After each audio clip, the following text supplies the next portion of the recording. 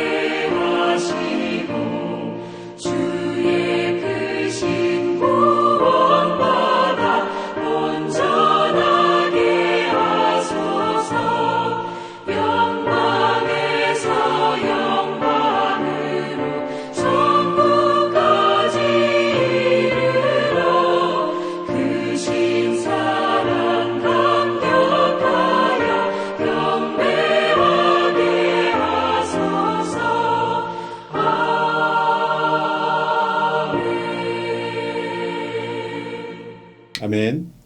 이 시간 우리 함께 기도하실 때에 세상을 사랑하고 세상의 것으로 채우렸던 우리의 마음을 돌이키게 하소서라는 제목을 가지고 우리 ANC 온누리교회 모든 성도들 세상의 것이 아니라 위의 것을 찾는 복된 삶이 되도록 함께 기도하겠습니다. 하나님 아버지 감사합니다. 오늘도 저희들에게 귀한 아침 허락하시고 또 이 아침에 저희들이 주님의 말씀에 청종하도록 주님의 말씀을 묵상하도록 우리의 귀한 시간들을 허락하심에 감사합니다. 하나님 이 시간 간절히 소원하옵기는 우리가 이 분주한 세상 이 마지막 때를 살아가면서 정말 주의 말씀을 사모하고 주의 뜻을 구하며 살아가는 복된 주의 자녀로서의 삶을 살게 하여 주시옵시고 정말 허탄한 것, 허망한 것들에 우리의 마음을 빼앗기고 시간을 빼앗기는 것이 아니라 정말 위의 것을 찾고 주님의 그 도를 따를 수 있는 예수 그리스도의 제자의 길을 걸을 수 있는 우리 모두가 되게 하여 주시옵소서. ANC 온누리 교회에 속한 모든 공동체의 식구들 한 사람 한 사람 오늘도 주님께서 주장하여 주셔서 주님이 주시는 일용할 양식으로 먹고 마시며 그들의 영적인 공급을 받는 복된 하루가 되게 하여 주시옵소서. 예수님 이름으로 기도했습니다. 아멘.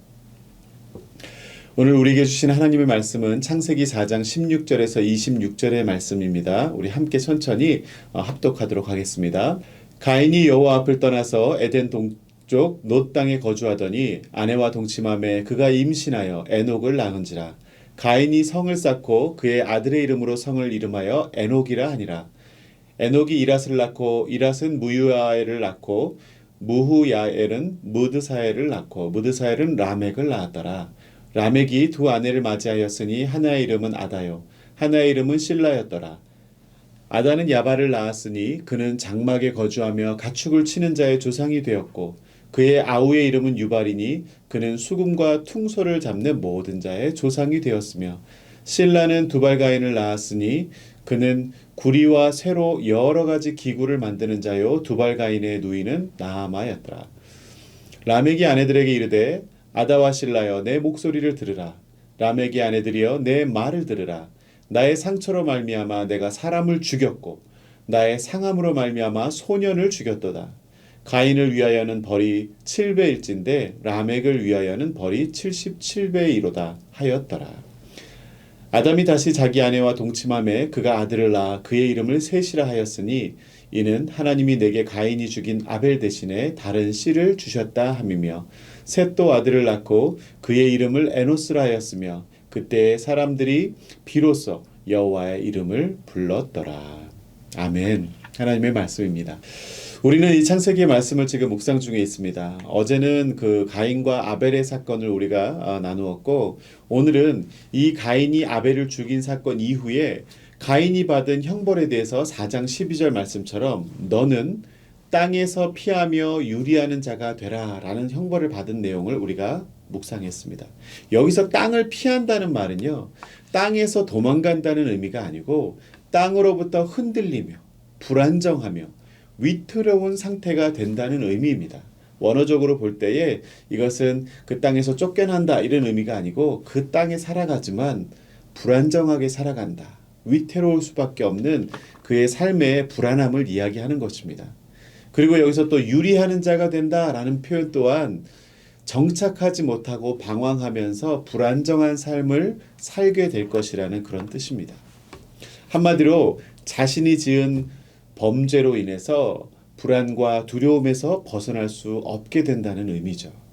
이렇게 죄의 영향 아래 살아가지만 그 뒤로 서술되고 있는 죄인이었던 가인의 삶은 지극히 그냥 평범한 삶처럼 보여집니다. 17절 말씀에 뭐라고 말하고 있습니까? 아내와 동침함에 그가 임신하여 에녹을 낳은지라 가인이 성을 쌓고 그의 아들의 이름으로 성을 이름하여 에녹이라 하니라. 아니 가인이 지금 죄를 지어서 벌을 받는 것을 우린 기대했는데 그냥 우리 성경에 나오고 있는 이 겉으로 드러나는 모습은 그저 평범하게 자녀를 낳고 사는 모습을 보여줍니다. 가인이 자신의 아내와 동침해서 에녹을 낳았다. 그리고 여기서 에녹은 우리가 잘 알고 있는 그 하나님과 동행했던 의인 에녹은 아닙니다. 그리고 이 성을 쌓아서 자신의 아들의 이름을 붙여서 에녹 성이라 말했다는 것입니다. 지극히 자신의 삶의 영역을 잘 구축하고 그냥 잘 살고 있는 모습이에요. 여기서 끝이 아닙니다. 18절에 보면 에녹이 이랏을 낳고 이랏은 무후야엘을 낳고 무후야엘은 무드사엘을 낳고 무드사엘은 라멕을 낳았더라. 그냥 그 뒤로 계속 이 가인의 후손들이 이어지고 있는 것입니다. 무슨 벌 받았다는 이야기가 없어요. 무슨 죄를 범한 가인의 삶이 형벌을 받았는지 나와야 되는데 그 범죄 이후에 성도 쌓고 자식도 낳고 잘 먹고 잘 살았다라고 표현할 수 있을 만큼 그냥 그의 족보가 기록되고 있다는 거예요. 특별히 라멕의 이 대에 와서는 더 구체적으로 그의 족보를 기록해주고 있습니다. 요약하자면 이 가인의 후손이었던 라멕, 또 이 라멕에 두 아내가 있었는데 이 두 아내를 통해서 3명의 아들을 얻습니다. 야발, 유발, 두발가인. 그런데 첫째 야발은 가축 치는 자의 목축업의 조상이 되었다고 얘기하고 유발은 퉁소와 피리를 보는 오늘날 말하면 음악을 하는 예술을 하는 자의 조상이 되었고 또 마지막 두발가인은 구리와 쇠로 여러 기구를 만드는 금속업자의 조상이 됩니다. 사실은 우리 인류 역사의 세계사를 보면 철기 시대가 시작된 것이 그렇게 오래되지 않았는데 사실 이 철기 시대보다 훨씬 전에 이 두발가인이 이미 구리와 쇠로 이 철을 가지고 사람의 도구를 만드는 금속업자의 조상이라고 오늘 이야기하고 있는 것입니다. 아니 이쯤 되면 가인이 벌을 받은 게 아니라 축복을 받은 게 아닌가 싶을 정도입니다. 모든 인류의 번영과 문명을 일으키는 조상이 되었으니까요. 여호와 하나님께서는 가인의 범죄로 인해서 유리방황하며 불안정한 삶을 살 거라고 말씀하셨는데 가인도 어떠한 벌을 받았다는 표현도 없고 그의 후손들도 결국 번성하여 목축업, 예술, 금속업의 조상이 되었다는 표현뿐입니다. 오늘날로 말하면 다들 이 스타트업의 시초로 최고의 부와 번영을 누리는 존재들이라고 해도 과언이 아닐 것입니다. 그래서 이 람에게 말을 인용하면 가인의 후손들이 지금 어떤 상태인지 잘 알 수 있습니다. 23절에 뭐라고 말합니까? 람եկ이 아내들에게 이르되 아다와 실라여 내 목소리를 들으라. 람եկ의 아내들이여 내 말을 들으라. 나의 상처로 말미암아 내가 사람을 죽였고 나의 상함으로 말미암아 소년을 죽였도다. 그런데 24절에 뭐라고 말합니까? 가인을 위해서는 벌이 7배일진데 람եկ을 위해서는 벌이 77배다. 지금 이 말이 무엇입니까? 조상인 가인이 아벨을 죽여서 벌을 받았는데 벌을 받으면서 지금 이 가인이 뭐라고 말합니까? 내가 이제는 벌을 받았고 하나님으로부터 징계를 받았으니 내가 어디론가 돌아다니면 사람들이 나를 죽이려 들 것이다 라고 했을 때 하나님이 뭐라고 말씀하십니까? 아담과 하와의 아들이었던 그 가인에게 그렇지 않다. 내가 만약 너를 벌하는 사람이 있으면 너를 해치는 사람이 있으면 그 사람에게는 벌을 7배나 주겠다. 하나님께서 일종의 가인을 보호하시겠다는 약속도 동시에 하시죠. 그런데 나의 조상, 지금 람եկ이 뭐라고 말합니까? 나의 조상이었던 할아버지인 이 가인에게는 가인을 해하는 사람들을 하나님께서 대신 벌해 주시면서 7배나 벌을 주신다고 그랬는데 내가 지금 사람을 죽였고 소년을 죽였고 자기의 마음의 상처와 상함으로 여러 사람을 지금 죽였다고 고백하면서도 이로 인해서 나를 공격하는 자가 있다면 람եկ을 위해서는 나를 위해서는 그 공격하는 사람들을 향해서 벌이 77배나 줄 것이다. 하나님이 주신 약속이 아니에요. 성경학자들은 지금 오늘 읽으신 이 본문을 람եկ의 피의 노래라고 표현하고 있는데 죄를 지어놓고서 하나님께서 범죄한 가인을 보호했던 것처럼 자신도 보호하셔야 하고 람եկ을 위해서는 77배나 보호해야 된다. 여호와 하나님이 아닌 자기 스스로 자기의 자기를 보호하는 그 벌의 기준을 얘기하는 것입니다. 이 얼마나 교만방자한 모습입니까? 자신이 이루어놓은 수많은 물질적 번영과 풍요로움 속에서 사람을 죽이는 일도 대수롭지 여기지 않고 여호와 하나님의 은혜로 자기 맘대로 여호와 하나님의 은혜를 자기 맘대로 주고받는다는 거예요. 하나님의 그 자리에 자신이 올라서 있는 거죠. 그럼 아벨을 죽인 가인의 형벌은 어떻게 된 걸까요? 도대체 지금 이 후손들의 상태가 너무나 교만방자하고 안하무인격인데 오늘 성경 말씀은 이러한 궁금증을 유발시키면서 갑자기 가인의 족보 이야기를 멈추고 다시 아담의 족보 이야기를 써내려가고 있습니다. 25절 26절에 이렇게 말합니다. 아담이 다시 자기 아내와 동침함에 그가 아들을 낳아 그의 이름을 셋이라 하였으며 이는 하나님이 내게 가인이 죽인 아벨 대신에 다른 씨를 주셨다 함이며 셋도 아들을 낳고 그의 이름을 에노스라 하였으며 그때에 여기 중요합니다. 그때에 사람들이 비로소 여호와의 이름을 불렀더라. 가인의 족보를 이어가다가 더 이상 가인의 족보 이야기를 하지 않고 딱 이야기가 멈춰집니다. 그들의 상태가 어떤지 짐작이 갈 만큼의 심각한 모습들을 보여준 후에 그리고 다시금 아담의 이야기로 돌아와서 가인과 아벨 이후에 다시 아담과 하와에게 하나님께서 세 번째 아들인 셋을 허락하신 이야기를 쓰고 있습니다. 이 셋은 뭐라고 표현해요? 가인이 죽인 아벨 대신에 아벨 대신 주신 아들이라는 표현을 씁니다. 아담을 잇는 새로운 후손으로 셋이 주어졌다는 이 정통성에 대한 표현입니다. 그리고 이 셋이 에노스를 낳은 이야기까지 오늘 본문 말씀은 기록하고 있습니다. 사랑하는 성도 여러분, 저는 오늘 이 본문 말씀 묵상하면서 질문하고 싶은 것이 두 가지가 생겼어요. 첫 번째, 왜 가인의 족보와 아담의 새로운 족보 이야기를 함께 기록하고 있는지, 그리고 또 죄를 지은 가인은 방황하고 유리하는 삶을 산다고 했는데 왜 가인의 족보와 후손들의 삶을 보면 벌을 받은 것 같지 않고 하나님을 무시할 만큼 형통하고 교만한 모습을 갖게 되었는지 그 대답을 찾아보길 원합니다. 이 두 가지에 대한 대답은 모두 하나로 요약할 수 있는데 오늘 본문 맨 앞절과 맨 마지막 절에 그 답이 나와 있습니다. 16절에 뭐라고 말하고 있나요? 가인이 여호와 앞을 떠나서 에덴 동쪽 놋 땅에 거주하더니 16절에 가인이 누구 앞을 떠났다고요? 네, 여호와 앞을 떠나서라고 말합니다. 가인이 범죄한 이후에 하나님은 떠돌아다니는 나그네와 같은 삶을 산다고 했는데 그는 지역적으로 떠날 뿐만 아니라 아예 여호와 앞을 떠나 여호와를 떠나는 결과를 낳고 말았다는 것입니다. 겉으로 보기에 만사 형통하는 삶 같지만 많은 문명의 그 풍요로움을 누리는 삶 같지만 유리방황하는 나그네와 같은 삶 가운데 아무리 물질적 형통함을 경험한다 해도 여호와를 떠난 자의 삶은 결국 여호와를 대적하고 교만하고 또 그 죄악에 물들어 사는 결과를 낳고 마는 것입니다. 반대로 26절 마지막 절에 뭐라고 표현합니까? 셋도 아들을 낳고 그의 이름을 에노스라 하였으며 그때의 사람들이 비로소 여호와의 이름을 불렀더라.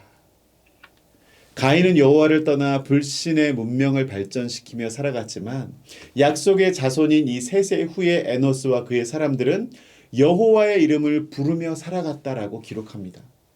다시 말해서 여호와와 함께 동행하며 여호와 이름을 부르는 게 뭐야? 하나님을 예배하며 찬송하며 살아갔다는 말입니다. 오늘 본문 이후에 10장에 보면 아담의 계보가 이제 쭉 한번 정리돼서 나오고 있습니다. 그런데 거기에 보면 죽은 아벨도 나오지 않고 아벨을 죽인 가인도 기록되지 않고 있습니다. 오로지 아담 이후에 셋이 세 번째 아들이었던 셋만 기록되고 그의 후손들이 기록되어지고 있습니다. 이게 무슨 뜻입니까? 앞서서 람에게 자녀들을 기록하며 목축업의 조상, 예술의 조상, 금속업의 조상이 되어서 세상의 문명을 일으키고 물질적으로도 풍요로운 삶을 누리며 살아갔지만 하나님의 나라의 관점에서는 이러한 것들은 전혀 중요하지 않다는 것입니다. 그리고 그것은 축복도 아니라는 것입니다. 왜요? 여호와 앞을 떠나서 살아간 자들의 삶이기 때문에 그렇습니다. 여호와를 떠나 살아가는 인생들과 여호와 이름을 부르며 살아가는 인생들을 대조시키면서 오늘 말씀이 주시는 이유를 우리는 잘 깨달아야 합니다. 말씀을 맺겠습니다. 오늘날의 많은 사람들도 하나님과 상관없이 살아가면서 하나님 대신 물질과 건강이 자기 자신을 지켜줄 것이라고 믿고 살아가는 사람들이 많습니다. 이러한 사람들은 돈이야말로 건강이야말로 내 인생의 안정과 쾌락을 지켜줄 것이라고 굳게 믿고 사는 것인데 하지만 욕망을 따라가는 자의 삶은 결국 죄악으로 가득 찬 삶을 만들고 유리방황하는 불안한 삶을 가중시킬 뿐이라는 것입니다. 우리의 삶을 돌아볼 때 가인과 그의 후손들처럼 내 삶을 책임져 줄 수 있다고 믿으며 여호와 하나님을 떠나 있는 삶의 영역이 있다면 우린 더 이상 방황하지 말고 주님께로 돌아올 수 있는 우리 모두가 될 수 있기를 바랍니다. 하나님의 이름을 부르며 하나님을 예배하며 살아가는 삶이 하나님의 믿음의 계보를 이으며 하늘로부터 임하는 진정한 평안과 보호하심을 경험하는 복된 삶이 되는 줄로 믿습니다. 우리 사랑하는 성도 여러분, 오늘도 세상의 번영과 세상의 부흥을 쫓아 사는 인생이 아니라 하나님께 선택받고 하나님의 이름을 부르며 또 하나님이 주시는 그 하늘의 복과 은혜를 누리며 살아가는 저와 여러분이 될 수 있기를 주님의 이름으로 축원합니다. 우리 함께 기도하겠습니다.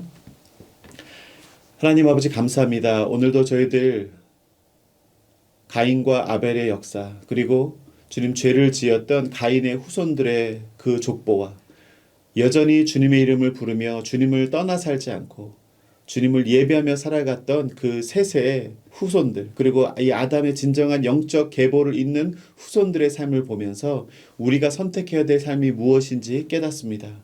하나님, 세상적으로 볼 때 모든 문명의 근원이 되며 수많은 풍요로움과 문명의 이기를 누리는 삶이 성공한 삶처럼 보이지만 하나님 영원의 시간을 놓고 볼 때에 정말 그것은 한낮 한순간의 즐거움에 지나지 않으며 또한 그것이 우리의 영적인 삶을 또 영적인 생명을 앗아갈 수 있는 위험한 것임을 우리가 깨닫게 하여 주시옵소서. 진정으로 하나님을 의지하며 살아가며 주님이 주시는 그 은혜를 받아 누리며 살아가는 믿음의 주인공으로 하나님의 이름을 부르며 살아가는 믿음의 자녀로 살아가는 우리 모두가 되게 하여 주시옵소서. 오늘도 주님의 자녀답게, 주님의 그 제자답게, 예수님의 제자답게 살아가는 우리 모두가 될 수 있기를 간절히 소원하며 존귀하신 예수님의 이름으로 기도했습니다. 아멘. 오늘도 주님과 동행하는 귀한 하루 되시기를 바랍니다. 우리 이제 각자의 기도 제목으로 주님 앞에 나아가겠습니다.